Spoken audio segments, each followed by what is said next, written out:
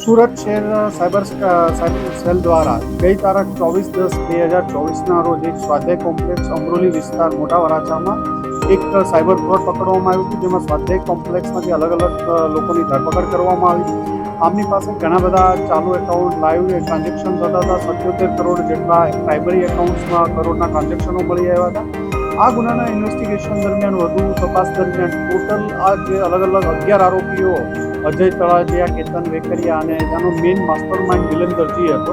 આ એક આખી ગેંગને આઈડેન્ટિફાઈ કરવામાં આવી હતી. 11 આરોપીઓની ધરપકડ કરવામાં આવી હતી. આમાં 35થી વધુ આરોપીઓને વોન્ટેડ બતાવવામાં આવ્યા છે અને 1000થી વધુ બેંક એકાઉન્ટોમાં જેના ઉપર અલગ અલગ સાયબર ક્રાઇમના ગુનાઓના ફ્રોડ દાખલ થયેલા છે એવા એકાઉન્ટો આઈડેન્ટિફાઈ કરવામાં આવ્યા હતા. 1867થી વધુ જેટલી NCCRT પોર્ટલ પર ફરિયાદો મળી હતી.